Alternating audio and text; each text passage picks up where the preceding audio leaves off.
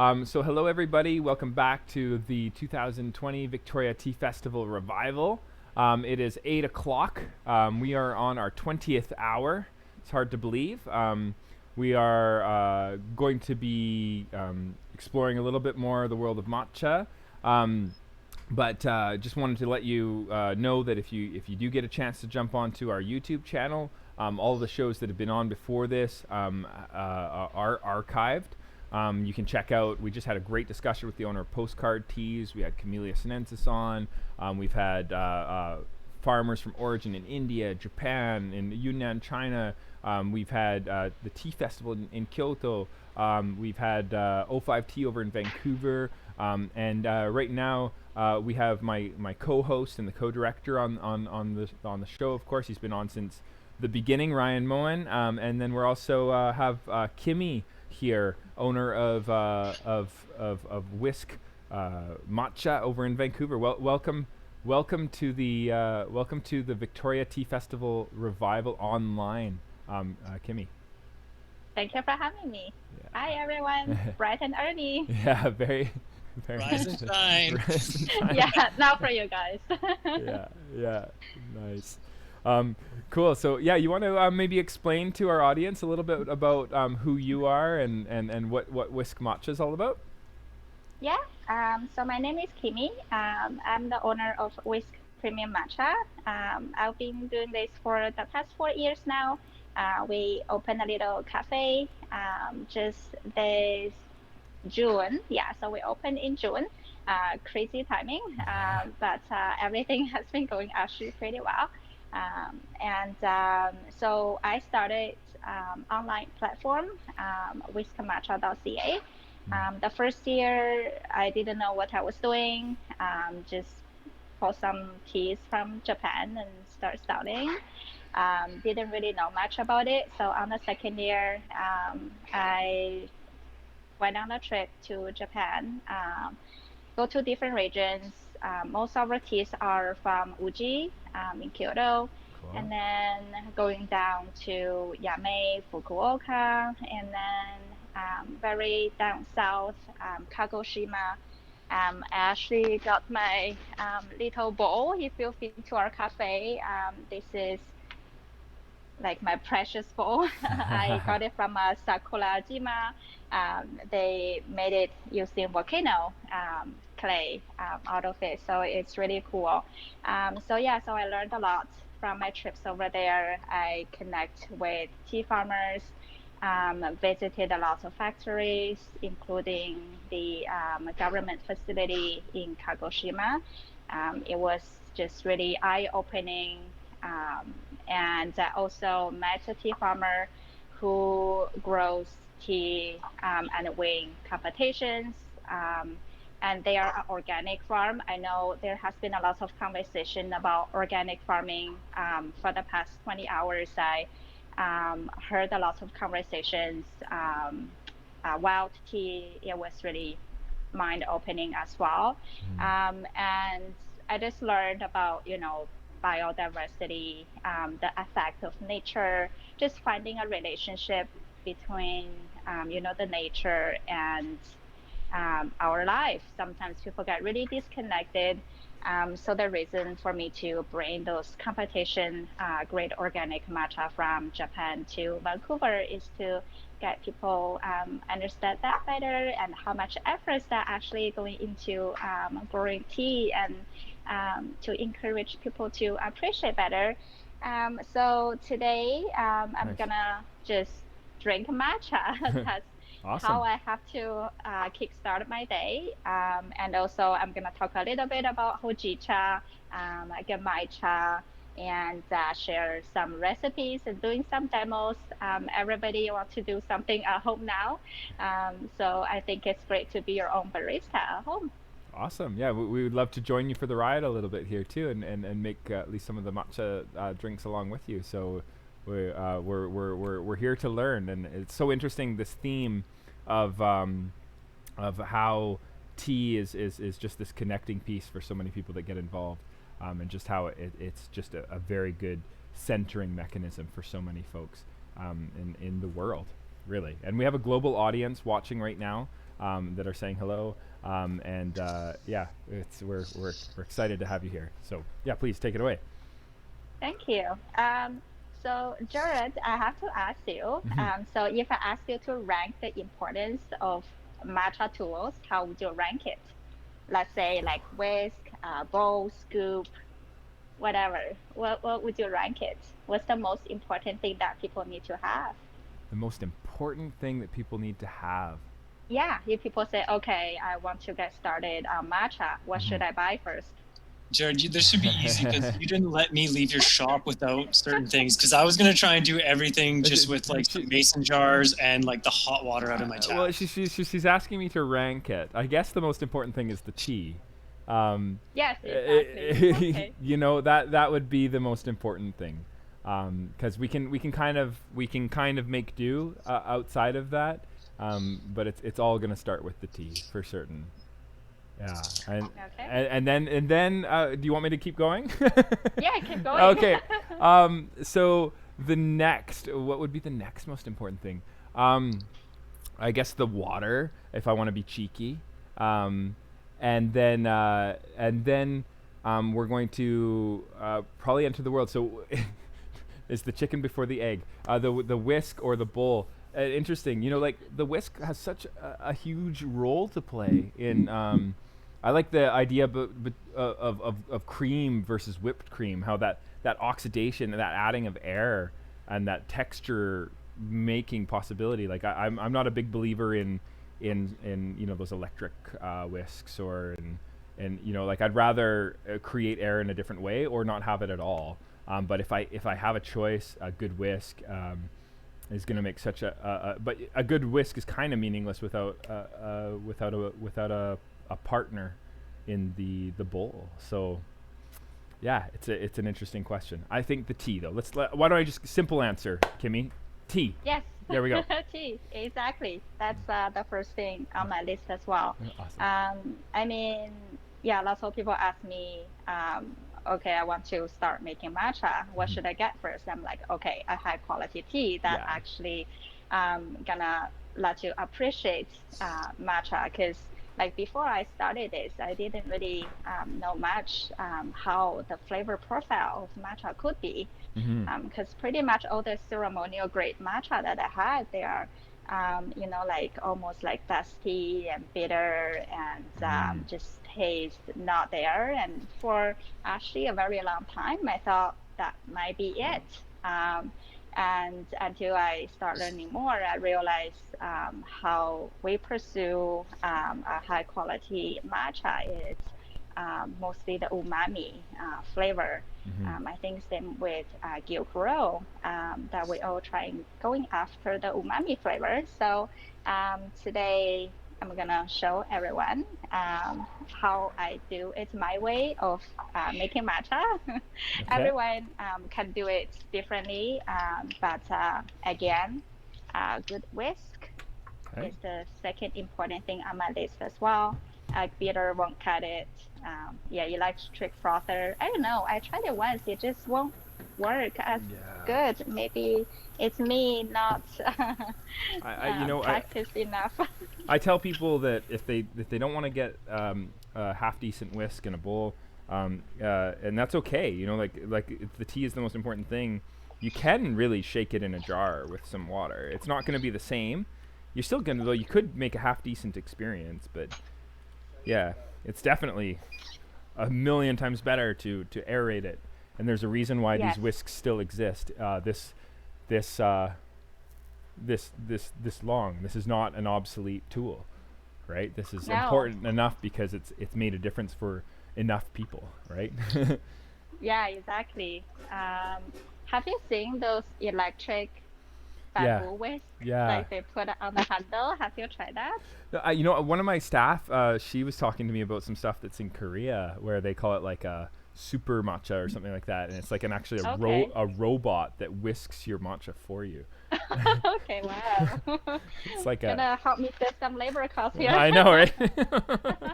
I can totally just chill Yeah. at home and You can just so people water. can come and press the So button. usually I would say I start my matcha with a little bit higher, like 80 to 85 degrees Celsius, Oh, because interesting. Okay. after I, whisk and everything, the water temperature will drop. I usually warm the bowl, Okay. and I really like the seasonality aspect of it. So usually in the summertime, I would serve in like a glass bowl, and then now in the winter time, I will start serving matcha in the raku bowls. I think that really helped people understand This is the gonna be okay. seasonality. This is from Quebec. This is got like a feather kind of charcoal pattern on it. It's kind of interesting. I thought. Should I use it? Should I use a sieve or anything, or should I just like put? Yes, Yes. Okay. yes, Okay. that's actually that's the third most important thing on my list is a sifter. Okay. Because a lot of matcha are not pre-sifted. Mm-hmm. All of our competition grades matcha are not sifted. Right. So we need to sift on the spot. So very, very, very important. So I set the sifter on the bowl. Um, my ratio for a good usucha, Mm-hmm. I think it's more like a entry level for people getting into matcha is the usucha style. Mm-hmm. I usually use 1 teaspoon whisk with about 60 gram of water and then add more water to taste. Okay. I'm not sure if Yeah. that's how everybody do it. I just find That's what works for you. this is the best way, yeah, for me to explore flavors. Um, I'm really interested in this and 80 degrees centigrade. I've not really made it with 80, and uh, but I always use a little bit more water than you're using, so it's going to be interesting. It'll help. Okay. It'll help cool it. I normally do Yeah. 90 mils over 2 grams, which is a teaspoon. So same amount of Right. matcha, but Yeah. a little bit more water. This will be cool. Okay, so I have Yeah. my kettle at 82 degrees centigrade. That's what you were saying, right? 82? Yeah, about 80 to 85. Oh, sorry, I misheard you Yeah. there. Okay, so 80 to 85. Okay, cool. And I'll do 60 mils. Yeah. So after sift, and then where's my scale? I didn't like to use a scale until I started working in this cafe. Everything, everything is scale because It's my so- guessing just won't cut it. yeah, it's just Okay. better for cost control and consistency, right? Yeah, consistency is the key. I used to use a bamboo scoop, but yeah, it just lack of accuracy. I know. So now I have about 60 grams Okay. of water, and then I usually like to whisk it. How long should I whisk first- for? Oh, I should have a timer too. Yeah, well, I don't use a timer. I just look at the clock as it's ticking. But yeah, and- I do it until I feel it's right. well, hey, Can that be you know what? longer, can be faster, and maybe on the weekend it's slightly shorter, and on the weekdays when it's not busy, I do it a bit longer. Well, if there's anything we've Um, learned, Kimmy, this whole 20, we're on the 20th hour, is that tea Yeah. is definitely in the eye. It's a moment. It's what makes It's sense a for you at moment. that moment. Exactly. Okay. Okay. So how long did I froth? Maybe like I don't know, 15 seconds. Yeah. 15 Um, seconds. Yeah. Okay. And usually I would add a little bit more water. A bit more water. Okay. At the 80-degree Yeah. water. Okay, a little bit more. How much roughly yeah. would you say? Like. So it was 60 grams. So now I'm gonna add it to about like 100. Okay. And I encourage people to try it out first. And if you feel like it's too strong, it's always easy to add more water to it. But if you add too much water at the beginning, it's really hard to go back. You can't really add more powder to it. You know what I'm saying? Ooh, this Yeah. just like allows everybody to like calibrate their own experience then, correct? Yeah, some people like it stronger. Really, like after me drinking so much matcha on a daily basis, like my taste buds are all dead, and then I had to like go a little bit stronger. But for some people who never had matcha ceremonial before, and they got like, whoa, what is this? So, okay, here's more water. Makes sense. All That right. totally makes sense. This is delicious, actually. I was really expecting it to burn. because I've always believed that if it's not like 60, 65 degrees, that it's gonna bring out too much tannin. But by using less for this extraction at the onset, the 60 mils that we're doing, I'm not tasting. I mean, obviously we're not using the same matcha, right? But this is a pretty high quality one that we're using, and it is a Kyoto, like it's a competition grade okumidori, and it's fragile. Honestly, this tea is very prone to burning, and so this technique that you've shared today, that's really fascinating for me, because with less water, maybe it's cooling faster, and therefore it's less. I don't know what it is, but it doesn't taste burnt to me. I don't know about you, Ryan. Are you tasting too much tannin? Is there like a big release of acidity happening there, or how are we doing over there? I think Kimmy's got something going on. Yeah, it's a cool technique. Kimmy, this is really good. Thank you and for I mean, the share. sometimes acidity may not be a bad thing. Oh, totally, yeah, this matcha is very brothy. Again, not everybody like brothy matcha, but I do. Mine is a Saamidori single cultivar. So it's beautiful and frothy and warming. It's great to start my day. I'd love to do a tea share. We should send each other some matcha. We should. Yeah, totally. It would be really, really exciting. Bowl is actually on the bottom of my list as the importance of getting matcha started, because it's readily available, to be honest, for people, especially on a budget. I think this probably is the last thing that they can get. However, this is probably the most important thing to me, because it just totally make it a ritual. It make it so special, and just enjoy your moment. There's an aesthetic. Not just drinking matcha, it's appreciating matcha and just really have a little moment to yourself. Well, this is something I've been starting to get into. What are your thoughts on the hishaku? Is this important? Sorry, which one? The hishaku. Oh, okay. I think it's same with the tea bowl. Yeah. It elevates the experience. I don't think it's necessary for beginners as well. Yeah, we use like a little scoop, just measuring scoop. But I do have a chashaku at home for my own enjoyment. Yeah, I wonder how much of a role, like I do the same thing as you, where like instead of a chashaku, I use a teaspoon. Instead of hishaku, I use like an ounce cup, or I just pour directly on the tea on a scale. But I wonder how much we're missing. Hey, like we've learned to understand the importance of the bamboo whisk and understand the importance of the bowl. I wonder, like I feel like I'm missing something, but I can't make that.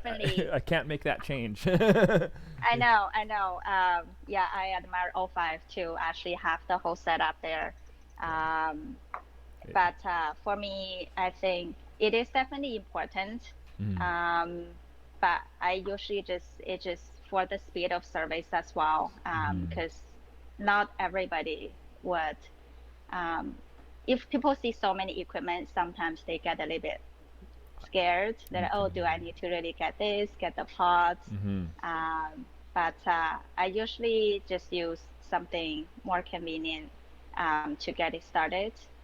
But yeah, that's on my list. I also want to get a stone grinder too. Yeah. I think it would be super cool to mill it yourself. Yeah. Yeah, to do it in a very traditional way. It'll be so cool. But 40 grams an hour on those traditional stone grinders, it's well, that's electric. It will be less if you do the hand mill. Oh, goodness gracious, you are correct. Yeah. But you get a good workout. You could start. Yeah, exactly. I know. Awesome. Okay, so let's move to the next. Certainly. Okay. Are we gonna do Hojicha? Is this a? Yeah, we're gonna do Hojicha. Hojicha misto. Is it gonna be with a milled Hojicha? No, it's a whole leaf, loose leaf Hojicha. Okay. All right. So it's like that. Okay, very nice. I haven't started selling, and I actually rarely serve it at the cafe, but I think it's definitely one of my recent favorite thing to do. Because after you drink so much latte in a day, you kind of, your passion fades for the latte, and you start trying to different recipes. Sure. So for this one, so it's loose leaf. Yeah. I use 5 grams of Hojicha loose leaf. Okay. Sorry, Ryan, we don't have some Hojicha over there for you, but that's all good. And what about temperature on the kettle? So this is I go for like 90. Okay. 90. I'm looking for something stronger, so the flavor will stand out. Awesome. So I'm at 4.5. Okay, 5 grams. Here, misto. I'm gonna grab my. Well, this is a loose leaf miso for someone who doesn't have powder tea at home. They can this recipe also work with oolong, black tea. I'm not sure about green tea. Maybe. If you like green tea latte, like a jasmine latte. But any loose leaf tea would work. Okay. So my little teapot can hold about 6 ounces of water. And by saying miso, it's half amount of milk and then half amount of water. So if my cup is like 12 ounce, then 6 ounce of hot water, and then fill it up with 6 ounce of milk of your choice. So we are a vegan cafe, so we only have oat milk, soy milk, all the plant-based milk. So I think pairing with Hojicha, I would definitely recommend oat milk. Okay, so I let it brew for about 5 minutes. You can let it sit longer if you like, but if you let it sit too long, it's gonna get cold, and probably you need to heat it up. But you might have some upset customers too, hey? Yeah. So that's why I haven't really started serving it, because it just takes a longer time. So at the same time, I'm gonna talk about like how to froth milk, because not everybody has espresso machine at home. Sure. Even though I said like back in March, people are looking for like something to make a good froth. Like before I opened the cafe, I tried a lot of different ways of frothing the milk. I got those little electric frother. I actually tried to do it yesterday, but I think my skill just got rusty. It won't work so well. But I think this is a good start. Just to put a little bit like warm milk. You can like warm it up on the stove or microwave it, and then just let it froth. But yeah, if people are interested in doing a really good frothed milk, it's better to have a little home use espresso. I have a bread bowl at home, and it works magic. Okay, amazing. I actually have one too. It's slow. It makes a it's very slow. It's like a minute and a half. I'm like, really? I can get it here. Yes, exactly. The pump. It was very so therapeutic. fun. Like the moment, they are really cute. The moment I drew something out of that little machine, I was like beyond joy. First time I remember I brought like 16 liters of milk with me to a barista who could really pour latte art really well, and my wife and I we went there and we brought all this milk, and we brought a bunch of matcha, and we're like, teach us please, and it was quite a I remember just like so many drinks. It was just crazy. So many drinks. I know. It's just practice, like right? Latte overdose. Yeah, it's pretty intense. How big of a cup am I using? Am I guess it's the 6 ounces of Hojicha, but I don't know how much milk. Is it? I guess it's defined by the cup size. Are you using an 8 ounce cup or 6 ounce cup? I use 12 ounce. 12 ounce this cup. Okay, is why it looks big, but it's a double wall one, so it's about 12 ounce. Okay, awesome. So that's what I'm saying. Like half like water and half milk. But milk always has froth, so technically you are frothing less milk. Sure. Like yeah. 4 ounces of milk, and then make it up to full. So my hojicha should be almost ready here. Okay. For loose leaf, I usually have a little strainer as well. I strain everything so it's nice and smooth. Mm-hmm. Okay. Makes sense. Okay, so I'm gonna actually go froth my milk. Sure. Is that hojicha from Kyoto as well? Yes. So it's organic hojicha loose leaf. Amazing.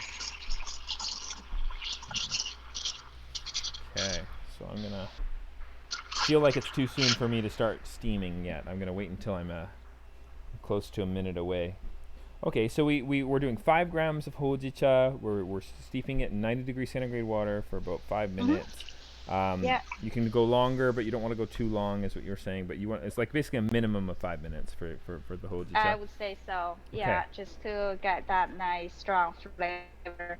Mm-hmm. And also depends on like what kind of loose leaf that you have. Right. Okay. This is interesting. So some may. So Yeah. if you use like a black tea, let's say like CTC Assam, Mhm. then probably you'll brew less time. It's fine. Fair enough. But for like a whole big leaf teas, usually I let it brew a little bit longer. Well, what are your thoughts on the milled hojicha that's started coming out in the market? Oh yeah, we mostly the lattes we make here are use the hojicha powder. Yeah. The flavor profiles I find is very actually different. Loose leaf hojicha tend to be a lot sweeter, and then the hojicha powder it's usually a lot nuttier and has a stronger flavor. So yeah, so this is the hojicha powder that we use Nice. for lattes. Very cool. Yeah. Yeah. Is there a reason? So like for today, like I don't know. I thought Whisk Matcha would like I was so expecting the powdered hojicha. So is this a personal preference of yours that you really enjoy? I'm gonna show the Genmaicha, iced Genmaicha latte later. So I figured it's nice to do something different, like also show the loose leaf tea latte, and also the powdered tea latte. Cool. So okay. if people don't have powder at home, then they can do the loose leaf version as well. Sweet. Okay. Cool. Okay, so I'm gonna pour this in a cup. Nice amber color. Okay. I feel And like. I find hojicha loose leaf share lots of similarity to oolong, Okay. like the flavor profiles. All right. Okay. I'm gonna. I feel like I've wrecked it from. I don't have a 12-ounce cup. I have something really close though. So. I think mine probably more than 12 because I just poured the whole thing in there and it's not half full. You're getting your milk started? I'm steaming away. Wow, you must be tea overdose at the end of the day. You know. Oh, that's every day. I don't know. It does depend on the day. Today is an unusual day, I think. Unusual, for yeah. sure. I don't normally do these 24 cups of tea in 24 hours. It's or 24 it's plus. A little bit insane. I think Ryan, we may have done more than 24. It's some of these sessions have been multiple cups. Yeah, actually, I just finished my last course of the tea sommelier. So last night cool. I actually had to do blind cupping for my exam, and then I didn't realize that until like 8 p.m. because it was also my dad's birthday. So after like 8:30, I start doing the blind cupping and drink like 8 different kind of black teas in a row. So couldn't sleep until maybe like 1. Wow. Not a good idea. Oh, geez. But it's okay. Not as hardcore as you guys. That's pretty hardcore. Blind Yeah, cupping it's for your pretty tea sommelier course and staying up till 1 in the morning. It's pretty.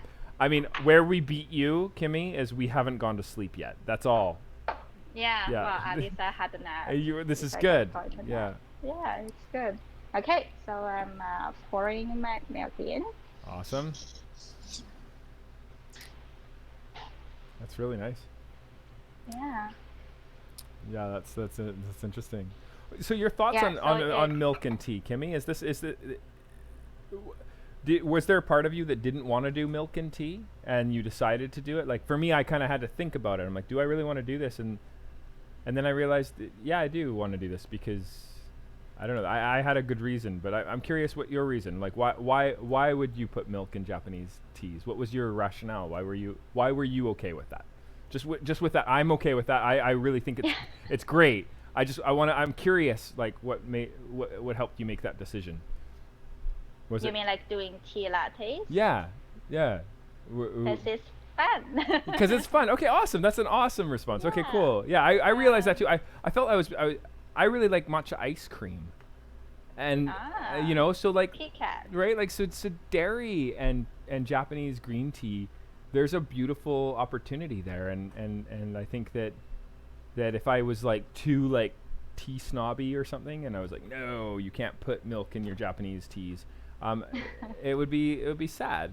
There's I think if you do a good job and you have an interesting concept to put out there, it can be exactly like you said. I guess it's about it being fun, right? It's about it being and enjoying yourself with your tea for sure, not getting too held up. Hey, it's kind of awesome. Yeah, so I think it's all about options, right? Yeah. So if people are tea enthusiasts, purists, they can come here and have a bowl of matcha. We have that. Mm-hmm. It's not we're not a typical like a bubble tea place that just all about sugar and milk. Mm-hmm. But the reason for us offering latte is because you can still taste the quality difference even after making into a latte. I heard you guys do some like a ceremonial tea lattes. Yeah. 100%. How do you like that? Yeah. It works. Like I think that like it helps to make that the cup size smaller. So rather than doing a tea latte, more like a tea cortado or like a tea like a traditional cappuccino or something like that. Like those smaller sizes, you can really taste a little bit more. But even like our biggest size we do here is 8 ounces, and even in that size, you can taste the difference. Like we have a single cultivar Samidori and a single cultivar Okumidori that are both competition grades, and they're from the same farmer. But you can taste that micro variation even with the milk canvas. I think what's important is that the ingredient list is small. If you start adding vanilla or you start adding flavors to it, then you can't taste it anymore. But if you can keep it like with a good, like very neutral milk, like oat milk's a great choice, especially if there's very minimal ingredients. And same with dairy milk. If it's a good milk, you can taste it, right? If you keep it simple. Yeah. I usually find it's a little bit too umami that you can't really, I think, it depends on the blend. Yeah. But I try to use like high grade matcha to make latte, and I don't know, my brain just got disconnected. It was like, no, not okay. Too savory for me, and I probably just like to enjoy the way it is.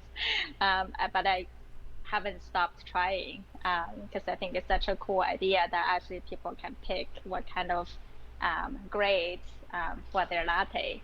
So I don't believe in ceremonial grade versus culinary grade. I like matcha by definition is a ceremonial tea, right? Like I think that this idea is definitely a like a North American invention. This idea that there is a differentiation. Totally. Yeah, right? It's such a Western term that people get so confused. They get stuck on it. I think the harvest is really important. Yeah, it makes I think that's the bottom line. Like it has to be a first harvest. And then like the picking method, I think that comes second. But yeah, there are so many variants.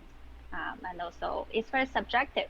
Totally. Like some tea I may like it, but other people may not. Yeah. So, and also what you're having it with, right? Like like a yabukita, which often has, if it's done well, can have a really balanced flavor structure, can often Yeah. pair really well with stuff like, a nice red bean or something, right? Like a red bean dessert. And then probably the sayamidori. Is that a sayamidori that you were having earlier? Like that. Sayamidori, yeah. That's gonna be probably really lovely on its own. It's like a dessert in a cup. You don't really need to have it with anything else. It's nice to choose if you're gonna have it with something or not, right? Yeah. Yeah. Cool. Digging in. It's so nice and comforting. I think Hojicha is totally like a winter drink.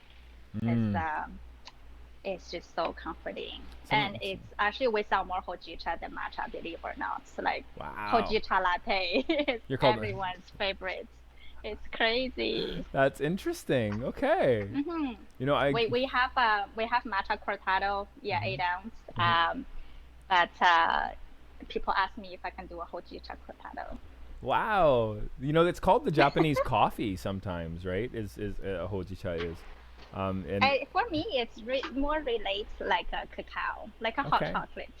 Yeah, it's very comforting and naturally sweet. I think that's what get most people into it, because you actually don't need to add any sweetener. It's just sweet on its own. Inherent. Yeah, no, that's really cool. And it's honestly, what a nice tea to have. I wish I could be sharing this with you right now, Ryan. I'm sorry that that I didn't get you any Hojicha today, but this is... I'm the one that can see microphone, man. Sorry, what was that?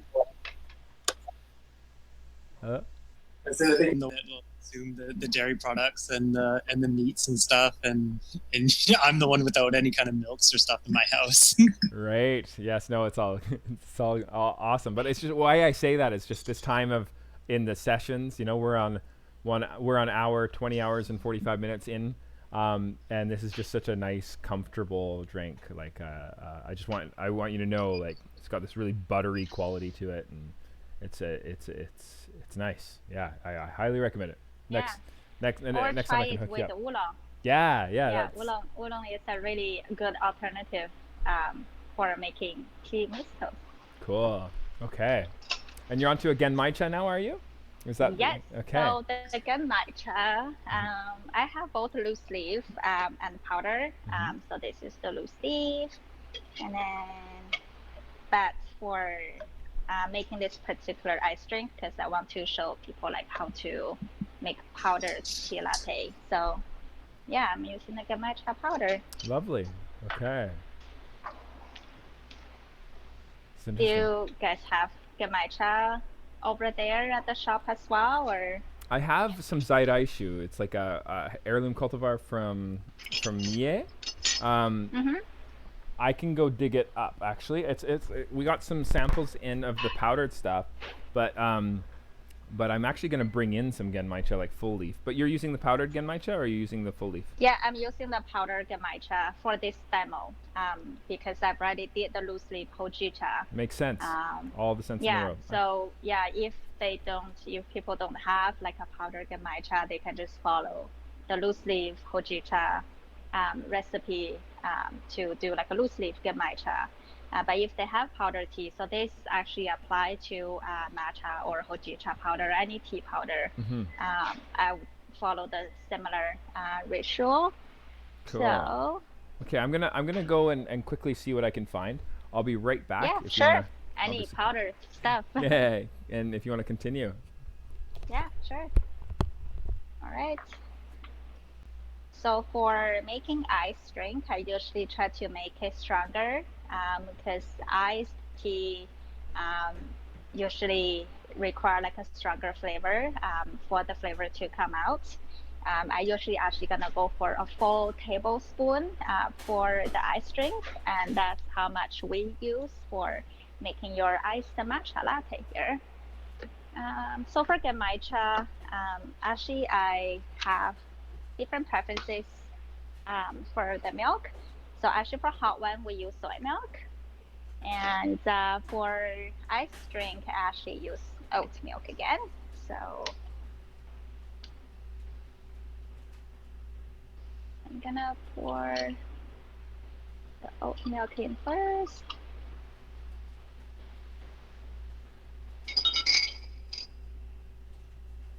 So this is actually a lot easier. So 1 tablespoon of the Genmaicha powder, a flat scoop.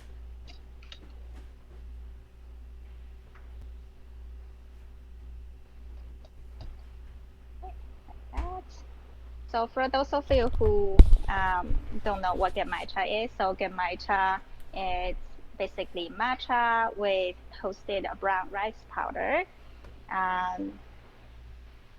So it has like a popcorn flavor to it. It's definitely one of my favorites, even though a lot of people get really confused with Hojicha and Genmaicha. Personally, I really, really like the warming feel of Genmaicha. So 1 scoop, I put it in my bowl. So typically for Genmaicha, I don't really need to sift because it's already pre-sifted. Handy. Are you doing 1 teaspoon? Is that what's going on? 1 tablespoon for the iced latte. Oh, wow. Okay. Yeah, I like my iced latte strong, like really strong. Cool. I hate to interrupt, Kimmy. Yeah, so I'm just gonna let you know that we have 5 minutes left in the session. Yeah, that's about right. Okay, awesome. Perfect. I just didn't want to surprise you with that suddenly out of nowhere. Okay. Yeah, no worries. So we're gonna do a tablespoon of Genmaicha. Okay, sorry. Oh, yeah. Yeah, tablespoon of Genmaicha, and then for water, I start with a 1/4 cup. Okay.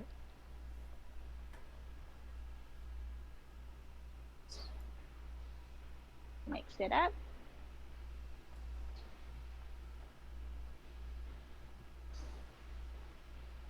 Nice. Does it help to use a bamboo whisk for this as well? Yeah, we actually use a different kind, but this one is a little bit close to me. Cool. Yeah, but I do use a bamboo whisk, so that's why you need to have a bamboo whisk. Yeah. It's so versatile. It's not just a clever name. No. Some cafe they even use bamboo whisk for hot chocolate because they just find it so magical that it can mix everything so well. You know, bamboo whisks don't last forever, so when ours get when ours get damaged, we actually cut them down so that they're short like this, and this is what we use for chocolate. Oh wow, that's actually pretty smart. Oh wow, I should start doing that too. Might as well, right? You can use the give it a last second life. Exactly. Okay, so after we mix it into super thick paste, wow. I would add another 1/4 cup of water. Mix again, and then you're good to go. Wow. Okay.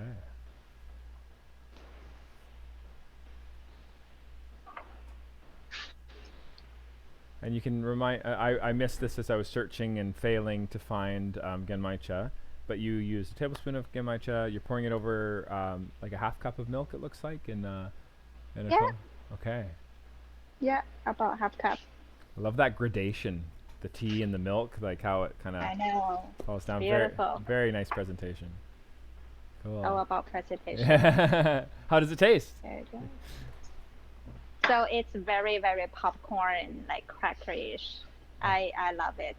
Of course, you give it a stir. I usually tell people after I serve, because we have dirty matcha too. So we have like matcha, milk, and then espresso. Mm-hmm. Then I tell people don't stir it. You just follow the layers because you get different taste of, the espresso on the top and then the tea on the bottom. Cool. But other than that, please stir. Otherwise, you're gonna get a really, really strong flavor of the. Actually, I wanna try it. You're gonna taste it just as is. Awesome. Okay. Yeah, strong. It's actually really nice. Oh, cool. It's very nice. Yeah. Nice. Yeah, because it's ice. Right. Anything ice, I just have higher tolerance for the strong flavor. But it's really nice. Very roasty. Nice. Cool. Yeah, we're nearing the end of the session here with you, Kimmy. It's been really quite the treat to make all these drinks together and to talk back and forth a bit about about matcha. But Ryan, did you have anything you wanted to say here at the end before we part ways with Kimmy? No, I think this is great. I can't wait to go back through the YouTube archive and just keep going through with when I have the things I want, because it's just like a recipe guide and you did such a beautiful step-by-step. So I'm like, oh, now I got 3 new things to add to my arsenal. It's so great. Thank you. Oh, you're welcome. Yeah, like the powdered Genmaicha, you can use Hojicha, matcha. So yeah, the ratio works about the same. Awesome. Cool. Well, thank you so much, Kimmy, for coming on to the Victoria Tea Festival Revival's online rendition. Hopefully we can see you in 2021. Who knows? Maybe you can make the trip over to Victoria and participate in our grassroots festival that we hope to hold. Hopefully it will be like post-pandemic. The COVID-19 will be done. It will be in the past. If it's not, who knows? It might be sort of like a hybrid of what we're doing now and something with plexiglass. But a huge appreciation for you coming on the show today. Hope you have an awesome rest of your day. Thank you so much for having me. Okay, and our viewers can find you at whiskmatcha .com. Is that where they can find? .ca. Okay, all right. Yeah, so or 39 Kingsway. That's where we're located. Come and say hi. Awesome. All right. So whiskmatcha.ca. If you want to go check her out in Vancouver. Thank you so much, Kimmy. Thank you. All right. You take Bye. care. Bye. Thank you. Thank you. Bye. Okay. So that was Kimmy from Whisk Matcha, and it was quite interesting to just make some drinks together and have that opportunity to make a Hojicha latte, which I haven't had in a really long time, and make matcha in a really interesting new way, a hotter temperature than I would normally work with, but less water, and it ended up tasting quite nice. Really, always different layers and different learning opportunities possible. So that was a fun session. I'll give the floor to you, Ryan. All right, so that was amazing because I loved it because it challenged Jared, which is always nice to put him at this point, especially during the broadcast of launching which ones are the most important tools that he uses every single day. Up next is actually Scott Norton. He's joining us from New York. He's the writer, founder, and everything of Scott Tea blog. So he's going to be talking to us about the song period powdered teas. So it's going to be a pretty interesting talk. It's especially nice that we're going from one powdered tea to the next, but I'm guessing his is going to be a little bit different. If you stay tuned in 13 minutes, we'll be back, I promise. Actually, I'll promise that we'll try to be on time. So until then, thank you.